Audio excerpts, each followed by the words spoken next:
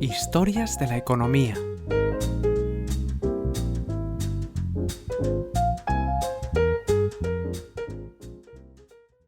Episodio 240. La mayor crisis de Maersk, la gran naviera de Dinamarca.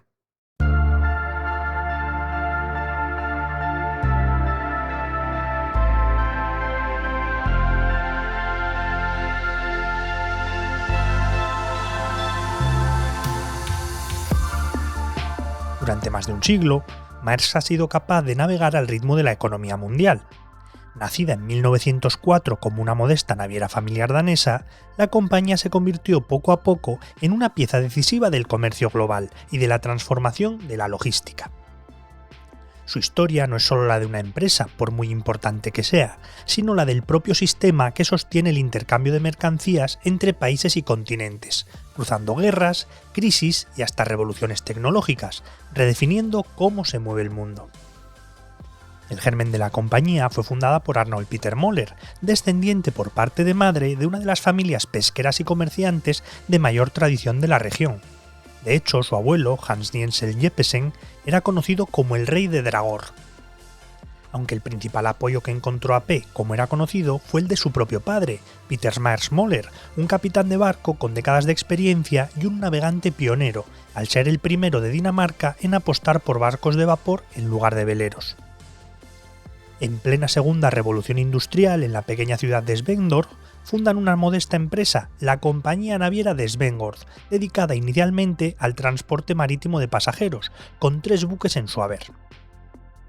Los resultados eran buenos, pero AP, ambicioso, se encontró con la oposición de la junta directiva de la compañía cuando trató de ir más allá, lo que le empujó a iniciar su propio camino. Así, en 1912 fundó una nueva empresa, ya de forma independiente.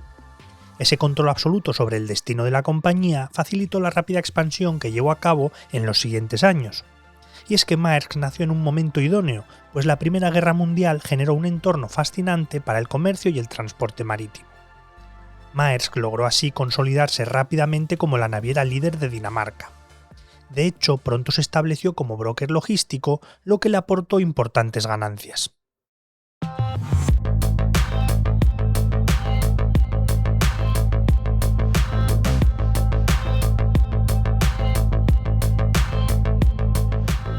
En su persecución de una rápida expansión, tan pronto como en 1918, Maersk tomó una decisión clave, que es introducirse en el negocio de la construcción naval, con la fundación de su propio astillero, en la ciudad de Odense. Ese mismo año ya colocó las quillas de sus 2 primeros barcos, y tan solo 24 meses después entregaban su primer buque, el Rover Maersk. Un año después llegaría el primer barco impulsado por un motor diésel, el Leise, que sería comprado por la propia Maersk, el primero de su flota con este tipo de propulsión. Acabaría, sin saberlo, marcando el futuro de la compañía. Porque desde comienzos de la década de los 20 del pasado siglo, Maersk estaba estudiando la posibilidad de ampliar su negocio, estableciendo líneas de transporte regulares. Hasta entonces lo habitual es que un buque viajase de un puerto a otro dependiendo de la demanda, y creían que era un modelo obsoleto. Así que tras estudiarlo, en 1928 llegan a un acuerdo con Ford para enviar piezas de coches desde Estados Unidos a Japón, donde serían ensambladas. Para esta misión envían precisamente al Liese, que hace el primer viaje entre Baltimore y Yokohama, pasando por el Canal de Panamá. Esta ruta entre la costa este de Estados Unidos y Asia acaba convirtiéndose en la primera ruta regular de la compañía, a la que acaban dedicando 6 barcos. Por el camino, Maersk se introduce en nuevos negocios, por ejemplo comprando varios buques cisterna con líneas tan alejadas de la idea original como la adquisición de su propia plantación de azúcar o una participación mayoritaria en una empresa de armamento. Y la idea más rentable de todas, introducirse en el sector del petróleo, con la compra de su primer petrolero. Acaba siendo clave para convertirse en uno de los líderes del sector marítimo.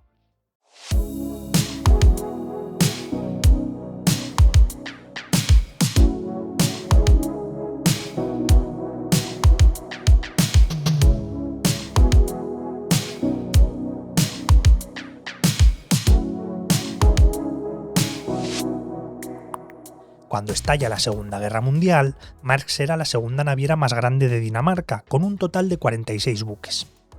El mismísimo A.P. Møller había decretado que si el país se veía involucrado en la contienda, todos los barcos debían reportarse directamente a la oficina de Nueva York y seguir sus instrucciones. Tenían prohibido acatar cualquier orden que no pasase por dicha oficina. La Alemania nazi acabó invadiendo el país en 1940, y en tan solo unos días el hijo de A.P., Arnold, es nombrado socio de la compañía y huye con su mujer a Estados Unidos para dirigir la empresa desde allí. En el momento de la invasión, 36 de los navíos de Maersk estaban en alta mar, así que la empresa logra mantener el control sobre ellos, mientras que los 10 restantes, que permanecían en aguas danesas, acaban bajo el control nazi, que los utilizan principalmente para transportar carbón y coque. En 1941, Estados Unidos tomó el control de buques extranjeros y la flota de Maersk empieza a servir a la Armada durante el resto de la guerra. La mitad de los barcos de la compañía acabaron hundidos y 150 trabajadores murieron. Una vez terminado el conflicto bélico, la flota era de tan solo 21 barcos y solo 7 estaban en territorio danés, mientras que Estados Unidos aún prolongó un año más el control sobre los buques en sus filas. Por si fuera poco, la compañía se enfrentaba a importantes multas en Dinamarca, acusada de colaborar con el régimen nazi, como pasó con la fábrica de armas que controlaba o el astillero. En total, es obligada a pagar 10 millones de coronas danesas de la época, equivalentes a unos 20 millones de euros de hoy en día. Pero gracias a la rápida reconstrucción y a la adquisición de nuevos buques de mayor tamaño, en tan solo 3 años la flota de Maersk ya había recuperado la capacidad de carga de antes de la guerra.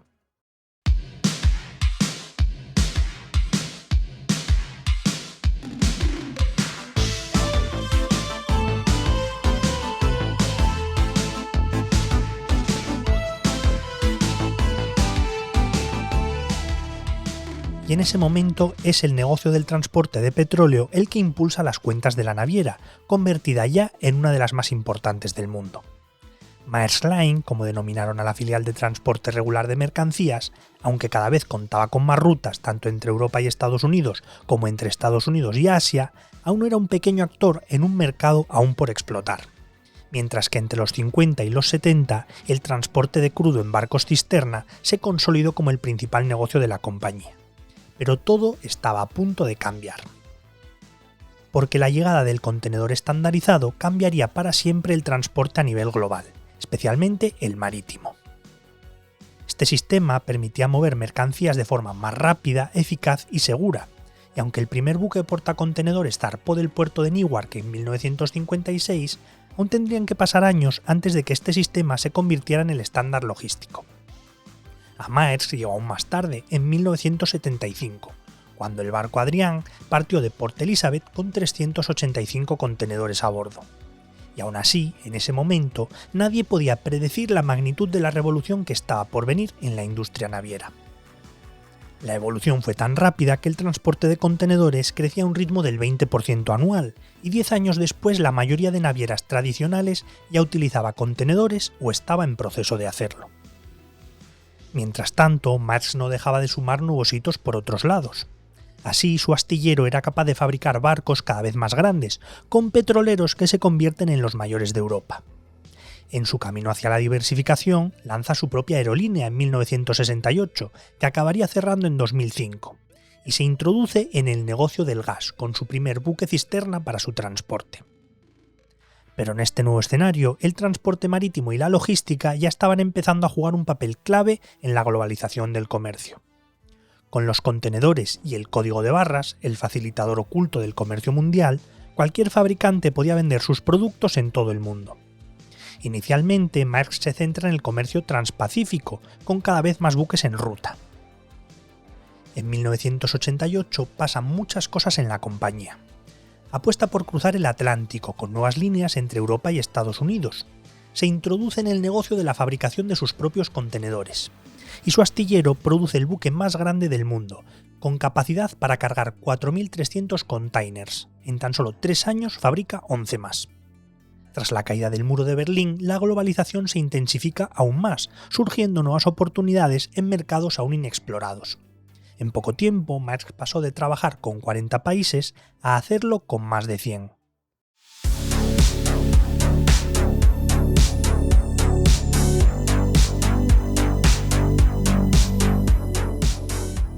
Maersk es uno de los grandes dominadores del comercio mundial y cuando en 1993 adquiere AK Ben Line, suma sus 9 buques a su flota y se convierte en la mayor empresa de contenedores del mundo. En 1996 vuelve a batir su récord con la fabricación de un nuevo barco gigante con capacidad para transportar más de 6.000 contenedores, el mayor del mundo y el primero con más de 300 metros de eslora. Era una tendencia constante, cada vez tenían más barcos más grandes y con más capacidad de transporte, y compra compañías rivales que le permiten hacer aún más grande su dominio de los mares. El cambio de siglo llega acompañado de la compra de Sealand, otra naviera gigantesca con una flota de 70 buques, sus propias terminales de contenedores y servicios de línea regular. La compañía se renombra como Maersk Sealand. Además, fabrican los primeros buques de guerra en un acuerdo con la Marina Real danesa. El transporte marítimo crece a un nivel tan alto que en 2005 deciden comprar a otro de sus rivales, P&O, que fusionarán con Maersk por más de 2.000 millones de euros. Era la única forma de seguir expandiéndose, pues el comercio mundial crecía más rápido que el de la construcción de buques, así que para ampliar su flota no tenía otro camino. Con esta adquisición pasaba a contar con más de 550 barcos, convirtiéndose en la mayor naviera del mundo. A estas alturas, el comercio global no se entendería sin la presencia de Maersk. Aún así, esto no fue suficiente para que en 2008 la crisis económica no golpease de lleno a la compañía. Para solventar las dificultades, se ve obligada a despedir a 3.000 trabajadores en todo el mundo y a reducir su actividad regional. Además, tuvo que cerrar su astillero, que tras décadas de hitos fabricando algunos de los barcos más grandes del mundo, no logra superar ni la crisis ni la competencia asiática.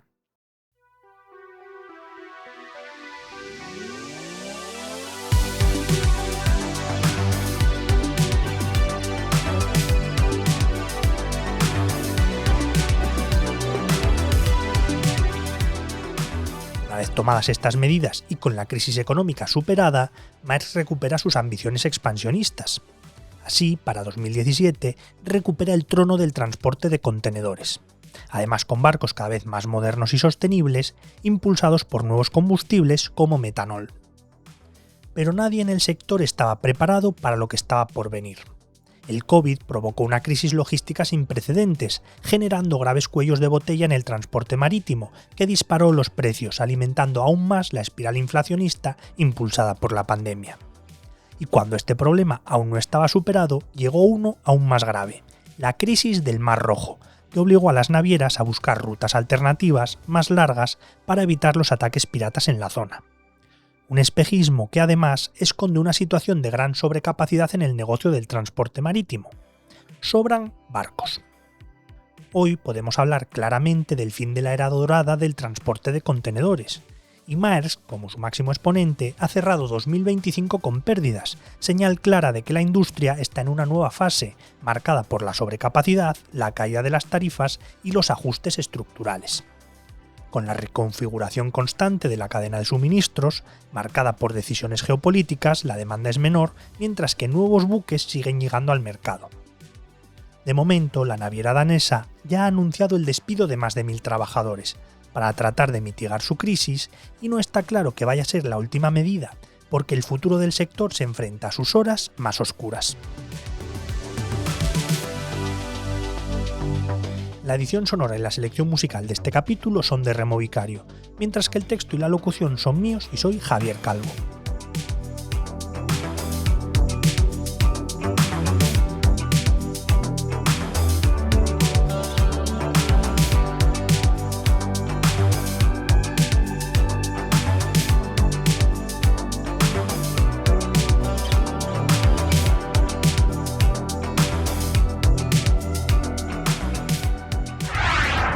El Economista Podcast.